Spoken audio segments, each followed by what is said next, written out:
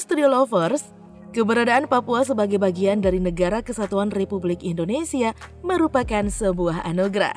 Studio Lovers tentunya menyadari ya kalau Papua itu penuh warna, identitas dan juga budaya. Dari penggalan waktu ke waktu, pemerintah meletakkan agenda dan pilihan kebijakan nasional yang beragam guna menyelesaikan akar persoalan dan mempercepat pembangunan di tanah Papua.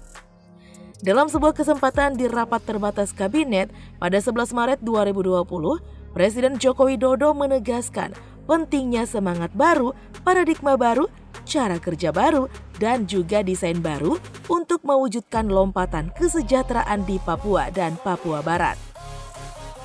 Lalu bagaimanakah terobosan pemerintah untuk mengelola transformasi Papua sehingga belajar dari masa lalu dan menatap masa depan ya Studio Lovers? Penasaran kan dengan transformasi itu? Nah Studio Lovers, sebelum kita lanjut videonya, yuk jangan lupa ya tekan tombol subscribe, like, komen, dan share video ini dulu.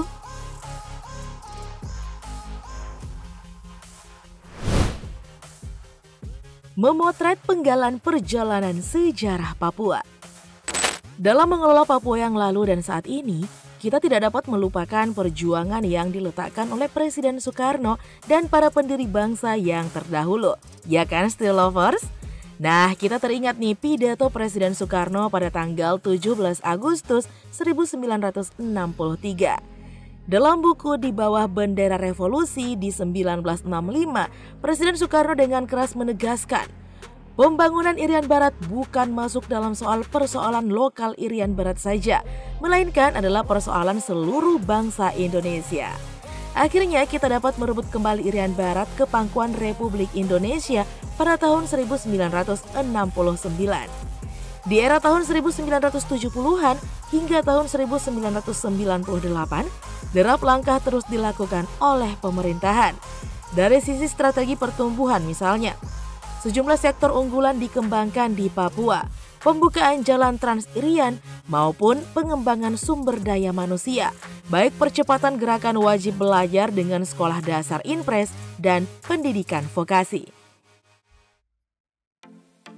Presiden Indonesia Joko Widodo menjelaskan ketika mulai menjabat pada bulan Oktober 2014 bahwa salah satu kebijakan dalam negeri adalah untuk mengembangkan dan juga membangun infrastruktur di seluruh Indonesia. Presiden meyakini program membangun jalan tol, jalur kereta api, serta infrastruktur akan meningkatkan ekonomi lokal dan meningkatkan taraf hidup masyarakat di wilayah terpencil.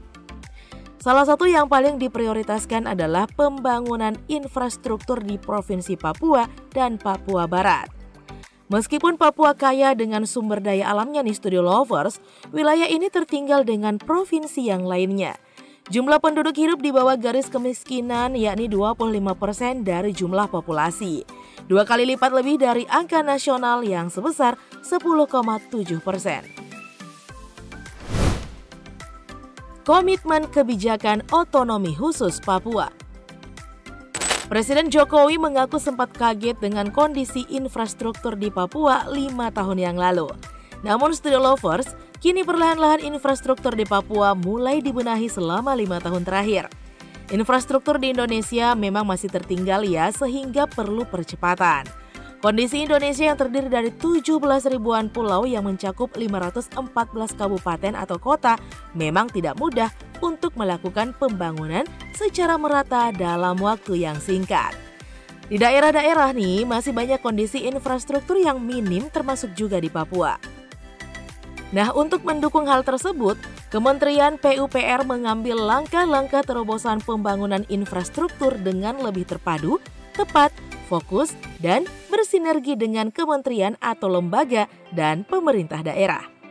Pada tahun anggaran 2021, alokasi anggaran pembangunan infrastruktur PUPR untuk Provinsi Papua adalah 6,12 triliun rupiah, untuk bidang SDA 670 miliar rupiah, jalan dan jembatan 4,46 triliun rupiah, pemukiman 650 miliar rupiah, dan perumahan 330 miliar rupiah. Sementara itu di Provinsi Papua Barat, 3,67 triliun rupiah yang digunakan untuk bidang SDA 600 miliar rupiah, jalan dan jembatan 2,54 triliun rupiah, permukiman 320 miliar rupiah, dan perumahan 200 miliar rupiah. Selanjutnya nih Studio Lovers, yakni pelaksanaan PKT untuk mendistribusikan pendapatan bagi masyarakat Papua dalam rangka pemulihan ekonomi nasional akibat pandemi COVID-19.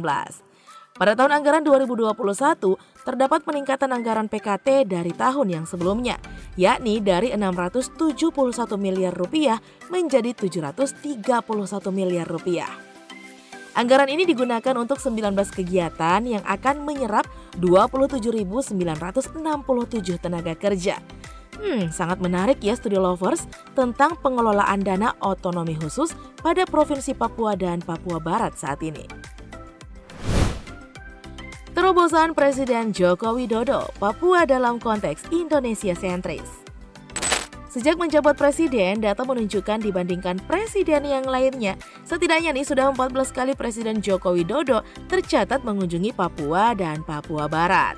Coba deh siapa presiden yang dengan niat dan kerja kerasnya melakukan hal tersebut kalau tidak benar-benar cinta?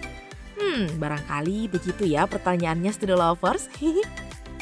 Nah, terlebih lagi saat pemerintahan Jokowi, dirinya memprioritaskan pembangunan infrastruktur dan sumber daya manusia yang unggul sebagai bagian dari sebuah bentuk kerangka besar jawaban dari solusi permasalahan yang ada di Papua. Untuk pembangunan infrastruktur fisik misalnya, penyelesaian Stadion Papua Bangkit yang berstandar internasional, bahkan sebuah jembatan Yutefa, sebelumnya nih bernama Holtecam. Nah, yang indah dan menawan itu meningkatkan produktivitas masyarakat di Jayapura, serta infrastruktur lainnya menjadi fokus pemenuhan hak masyarakat Papua di era Jokowi nih Studio Lovers. Yakni pembangunan Trans Papua yang sangat progresif dan transformatif. Proyek pembangunan Jalan Trans Papua yang menghubungkan Papua dengan Papua Barat kini masih terus berjalan. Dari total panjang Jalan Trans Papua yaitu 3.462 km, tinggal tersisa 183 km yang belum tembus. Nah, ini artinya yang sudah tembus yakni sepanjang 3.279 km. Sepanjang 1.647 km sudah dalam kondisi teraspal, yaitu 977 km di Papua dan 670 km di Papua Barat. Dalam konteks visi Indonesia sentris ini, Presiden Joko Widodo mendorong terobosan penting dengan semangat baru, cara kerja baru, dan desain yang baru untuk Papua.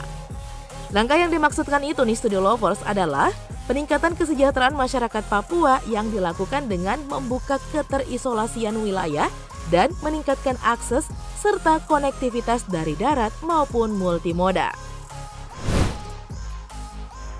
Menatap masa depan. Saat ini, pemerintah mengajak semua komponen masyarakat Papua untuk melukis wajah Papua untuk 20 tahun ke depan, tahun 2022 hingga 2041. Langkah mendasar yang didorong pemerintah di pertengahan tahun 2021 lalu nih Studio Lovers adalah perubahan kedua Undang-Undang Nomor 21 Tahun 2001 menjadi Undang-Undang Nomor 2 Tahun 2021 tentang otonomi khusus bagi Provinsi Papua. Selain pembangunan jalan dan juga jembatan, Kementerian PUPR juga membangun infrastruktur di bidang sumber daya air, yakni senilai 1,27 triliun rupiah. Bidang permukiman sekitar 995,26 miliar rupiah dan bidang perumahan sebesar 517,18 miliar rupiah. Pada paruh pertama 2021, Kementerian PUPR telah menangani 179 sekolah dan keagamaan, 1 perguruan tinggi negeri, dan 8 sarana olahraga di Papua. Di samping itu, kementerian juga telah menyelesaikan rehabilitasi Pasar Woma di Wamena pada tahun 2020 dengan anggaran sebesar 2,1 miliar rupiah. Dan 403 unit ruko di Wamena pasca konflik sosial dengan anggaran 138,6 miliar rupiah. Nah, Studio Lovers, sejauh ini progres fisik pembangunan infrastruktur di Papua telah mencapai 37,95%, sedangkan di Papua Barat telah mencapai angka 44,09%.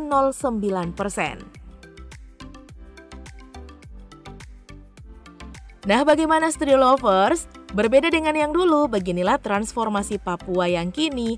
Papua bakalan menjadi Papua maju, Papua mandiri, dan Papua sejahtera dalam bingkai Negara Kesatuan Republik Indonesia. Sekian dulu ya video kita kali ini Studio Lovers. Jangan lupa ya, tekan tombol subscribe, like, komen, dan share video ini. Sampai jumpa lagi Studio Lovers, bye-bye.